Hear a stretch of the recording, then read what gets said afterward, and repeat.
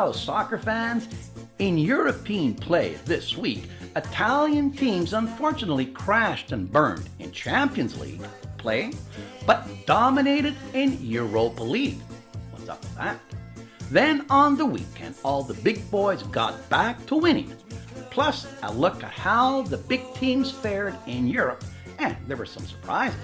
My name is Graziano, this is the Italian Soccer Addict broadcast, and you are where you need to be to get all your soccer information. In Serie A's early games on Saturday, Inter Milan kept its season start perfect with a hard-fought victory over a stubborn Crotone side, 2-0.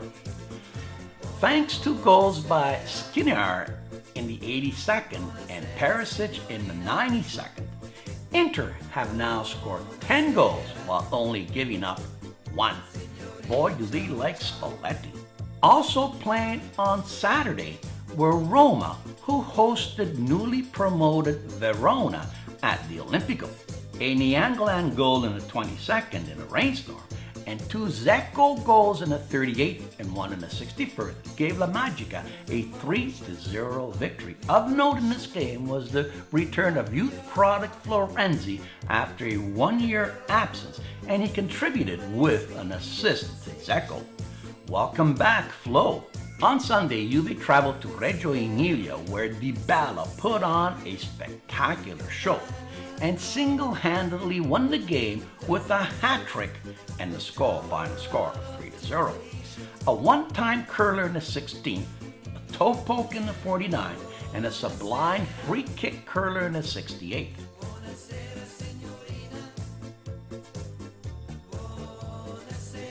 Dybala now leads all scorers in the world with 8 goals.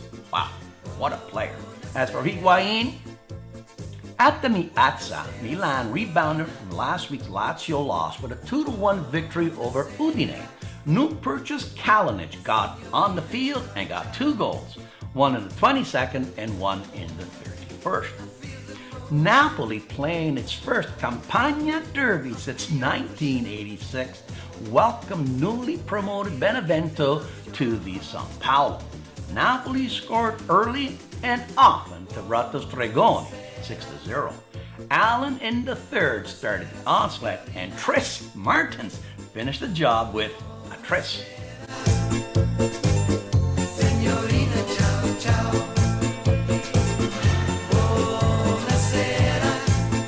The late game saw Lazio travel to Genoa and pull a victory out of the fire with 2 late Immobile goals, one in the 70th and one in the 82nd to beat Genoa 3-2. Genoa's 16-year-old superstar Pellegrini came off the bench and also got the brace. He's 16. Other scorers saw Fiorentina get its second victory in a row by beating Bologna 2-1. Cagliari beat Spal in Ferrara 2-0. Torino at home held Sampdoria 2-2. And finally, Atalanta got a VAR decision against them and ended up tying Chievo 1-1 in Verona. Champions League play wasn't kind to the 3 Italian teams participating. First off, Juve played at the Camp Nou, -5 starters, and were dominated by Barcelona. Messi, who had never scored against Buffon, got his revenge and put 2 in the sack, while Rakitic added a single, and Barca went on to a comfortable 3-0 victory. Napoli, whom everyone thought would cruise to victory, were instead handed a 2-1 loss in Ukraine by a stubborn Shakhtar Donetsk squad.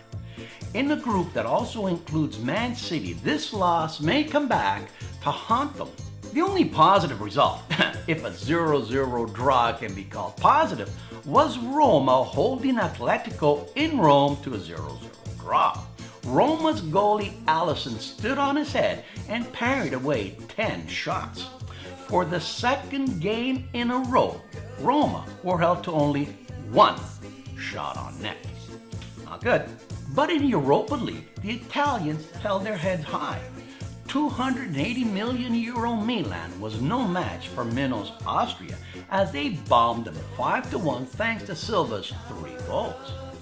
Atlanta, who weren't even playing at their home stadium, they were playing in Reggio Emilia, put 3 by a struggling Everton in the first half to win 3-0.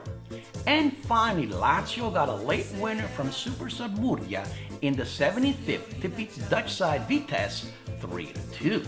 Next matches see Juve playing at home against Olympiacos, Napoli hosting Feyenoord, and Roma traveling to Azerbaijan to face Qarabag. While in Europa League, Lazio hosts Belgian side Zlut, Atalanta go to France to face Lyon, and Milan host Croatian side Rijeka at the Meazza. Both the Bundesliga big boys won big, Bayern with 4 and Borussia with 5. PSG won in the strangest fashion on 2 own goals by Lyon. Who needs Neymar when you get this kind of luck? Real Madrid finally got a victory after 2 ties thanks to an appearance by Gareth Bale. He was still there. And an own goal. Barcelona got a victory with Messi scoring. Now how's that possible? Of note here is that Neymar replacement Dembele will be out 4 to 6 months with a muscle injury. Ouch. In England, Arsenal held Chelsea to a 0-0 try. Hold that fire Arsene Wenger chant. Not so fast. Liverpool also held to a draw 1-1 with Burnley. Also tying were Tottenham at Swansea 0-0. Only the Manchester teams romped. United put 4 by Everton, and City got a treble from the Coon to beat Watford 6-0. Man City has now scored 20 goals in all competitions and have only allowed 2. They're hot. And yes, Crystal Palace has set the all-time record for futility, having lost their first 5 games and have yet to score a goal. Firing Frank de Boring didn't work because they're still boring. Did you know that the FIGC, the Italian Soccer Federation, is seeking a 2.5-year ban on Juve boss Agnelli, plus a €300,000 fine and a 2-match stadium ban, as if he is alleged to have sold tickets to the mafiosi, who then scalped the tickets at much higher prices. Although these charges are yet to be proved, it puts Juve in yet another ugly story. After Calciopoli, this is now being called Scalpopoli. Did you know that Pistachio Gelato of Spoleto, Italy was voted the world's best gelato?